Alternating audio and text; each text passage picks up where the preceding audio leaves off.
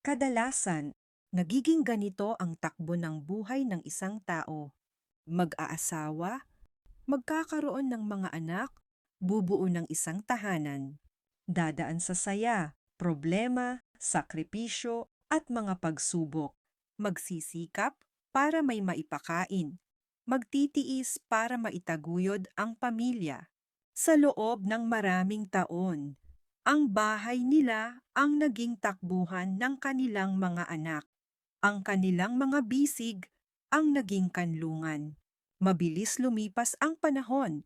Ang mga batang minsang umaasa sa mga magulang ay magkakaroon din ng sariling buhay, sariling pamilya, sariling bahay, at sariling mga responsibilidad. Masakit mang isipin, ngunit ito ang madalas na nagiging kapalaran ng mga magulang. Ang mga taong minsang nagkupkup sa lahat. Nagiging sila naman ang walang sariling lugar sa kanilang pagtanda. Palipat-lipat sa bahay ng mga anak, ilang linggo sa panganay na anak, ilang buwan din o linggo sa bunsong anak.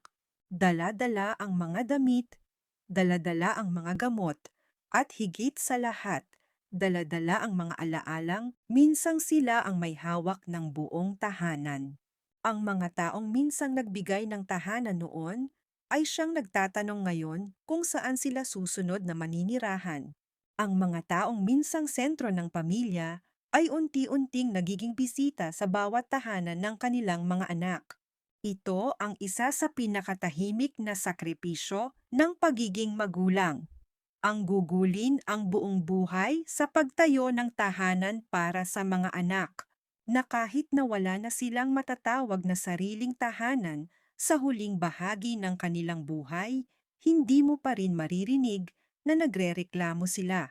Dahil para sa isang magulang, mas mahalaga sa kanila ang makitang nasa maayos ang buhay at kalagayan ng kanilang mga anak.